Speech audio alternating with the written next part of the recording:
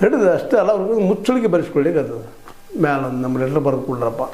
ಅದರಲ್ಲಿ 895 ಜನ ಮುಚ್ಚಳಿಕೆ ಬರೆದುಕೊಟ್ರೆ ನಾವು ದ್ವೇಷದ ಭಾಷಣ ಮಾಡೋದಿಲ್ಲ, ನಾವು ಧರ್ಮ ವಿರೋಧಿ ಮಾತಾಡೋದಿಲ್ಲ, ಇನ್ನೊಬ್ಬರಿಗೆ ಅಪಮಾನವಂತ ಮಾತಾಡೋದಿಲ್ಲ, ಜಾತಿಗಳ ಬಗ್ಗೆ ಟೀಕೆ ಮಾಡೋದಿಲ್ಲ, ಹಿಂಗೆಲ್ಲ ಬರೆಸ್ಕೊಂಡಿದ್ದಾರೆ ಅದರ ಕಂಡೀಷನ್ ಹಾಕಿ.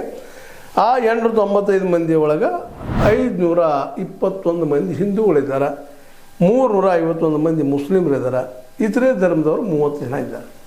ಇಷ್ಟು ಮಂದಿಗಳು ಮುಚ್ಚಳಿಕೆ ಬರೆಸ್ಕೊಳ್ಳೋದು. ಇನ್ನೂ ಇದ್ದಾರೆ ಆಮದು ಬೇರೆ. ಆದರೆ ಮೇಲ್ಮೇಲೆ ಈ ಅಪರಾಧಗಳನ್ನು ಮಾಡುವಂಥ, ಅದರಲ್ಲಿ ದ್ವೇಷ ಭಾಷಣ ಮಾಡುವಂಥ, ಜಗಳ ತೆಗೆಯುವಂಥ ಅನೇಕ ಘಟನೆಗಳನ್ನು ಇಲ್ಲ ಕಾನೂನು ಕೈಗೆ ತೆಗೆದುಕೊಳ್ಳೋದು ಗೊತ್ತದು ನಿಮ್ಗೆ. ಗೋರಕ್ಷಣೆ ಹೆಸರಲ್ಲೇ ಕಾನೂನು ಕೈಗೆ ತೆಗೆದುಕೊಳ್ಳುವಂಥ ಕೆಲಸಗಳು ಅಲ್ಲಿ ನಿರಂತರ ನಡೀತಾ ಇದ್ವು. ಅದಕ್ಕೆ ಎಷ್ಟೋ ಜನ ಬಲಿನೂ ಆಗಿದ್ದಾರೆ, ಇಲ್ಲ ಅಂತಲ್ಲ, ಕರಾವಳಿ ಭಾಗದಲ್ಲೇ. ಅದನ್ನು ತಹಬಂದಿಗೆ ತರೋ ಸಲುವಾಗಿ ಇವತ್ತು ಕಾಂಗ್ರೆಸ್ ಇದ್ದು ಅಲ್ಲಿ ಒಂದು ಹೊಸ ಜಾತ್ಯತೀತವಾದಂಥ ಪೊಲೀಸ್ ವ್ಯವಸ್ಥೆ ಮಾಡಿದ್ದಾರೆ ಅಂತ ಹೇಳ್ಕೊಡ್ತಾರೆ ನಾವು.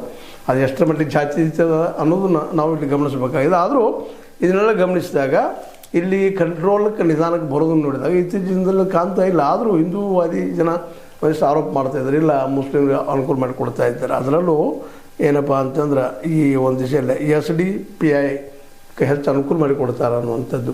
ನಮ್ಮ ಸಭೆಗಳಿಗೆ ಅಂದರೆ ಬಜರಂಗ ದಳದಾಗಿರ್ಬೋದು, ವಿಶ್ವ ಹಿಂದೂ ಪರಿಷತ್ತಾಗಿರ್ಬೋದು, ಸಂಘ ಪರಿವಾರದಾಗಿರ್ಬೋದು, ಅವರಿಗೆಲ್ಲ ತೊಂದರೆ ಕೊಡ್ತಾಯಿದ್ದಾರೆ ಅಂತ ಆರೋಪ ಮಾಡ್ತಾ ಇದ್ದಾರೆ. ಮಾಡೋದನ್ನು ಸಹ ಮಾಡಲಿ. ಆದರೆ ಇವರು ಇದನ್ನು ಏನಾದರೂ ಕಂಟ್ರೋಲ್ ಮಾಡೋ ಸಲುವಾಗಿ ಅತ್ತೆಲ್ಲ ಲಕ್ಷ ಕೊಡಲಾರ್ದ ಮುಚ್ಚಳಿಗೆ ಬರೆಸೋದು ಅಷ್ಟಲ್ಲ, ಅದು ಫಂಕ್ಷನ್ ಮಾಡ್ತಾನಂದ್ರೆ ಧರ್ಮದ ಮೇಲೆ ಇನ್ನೊಂದ್ರ ಮೇಲೆ ಮಾಡೋದು ಅಂದ್ರೆ 2 ಲಕ್ಷ ರೂಪಾಯಿ ಠೇವಣಿ ಕೇಳ್ತಾ ಇದ್ದಾರೆ. ಇದನ್ನು ಏನಾದರೂ ದ್ವೇಷ ಭಾಷಣ ಮಾಡಿದ್ರೆ ಮತ್ತೇನು ಮಾಡಿದ್ರೆ ನಾವು ಇದನ್ನು 2 ಲಕ್ಷ ರೂಪಾಯಿ ಕಟ್ ಮಾಡ್ತೀವಿ ಮತ್ತು ನೀವು ಶಿಕ್ಷಣ ಕೊಡ್ತೀವಿ. ಪೊಲೀಸ್ ಈ ರೀತಿಯಾಗಿ ರಿಸ್ಟ್ರಿಕ್ಷನ್ ಆಗ್ಲಿಕ್ಕತ್ತದ. ಆ ದಿಶೆಯಲ್ಲಿ ನಮ್ಮ ಪೊಲೀಸ್ ಕಮಿಷನರ್ ಅವರು ಒಂದು ಮಾತನ್ನು ಹೇಳ್ತಾ ಇದ್ದಾರೆ. ಏನಂದರೆ, ಪೊಲೀಸರು ಯಾರ ವಿರುದ್ಧವೂ ಯಾವುದೇ ಪೂರ್ವಾಗ್ರಹದಿಂದ ಕ್ರಮ ಕೈಗೊಳ್ಳುವುದಿಲ್ಲ, ನಮ್ಮವರು ಸಾಕ್ಷಿ ಪುರಾವೆಗಳ ಆಧಾರದಲ್ಲಿ ಕರ್ತವ್ಯ ನಿರ್ವಹಿಸುತ್ತಾರೆ. ಇದು ಭಾಳ ಮಹತ್ವದ. ಯಾರಪ್ಪ ಅವ್ರು ಹೇಳ್ಯಾರಂತಲ್ಲ, ಸಾಕ್ಷಿ ಸಮೇತ ನಾವು ಇಟ್ಕೊಂಡಿವೆಲ್ಲ, ಅದಕ್ಕೆ ಬೇಕಾದ್ರೆ ನಾವು ಡಾಕ್ಯುಮೆಂಟ್ ಎವಿಡೆನ್ಸ್ ಕೊಡ್ತೀವಿ. ಯಾಕಂದ್ರೆ ನಾವು ಉದ್ಯೋಗ ಮಾಡ್ತಾ ಇರ್ತೀವಿ, ಯಾರು ಏನಂತೇಳಿ ಅನ್ನೋ ಮಾತು ಮಾತಾಡಿದ್ದಾರೆ.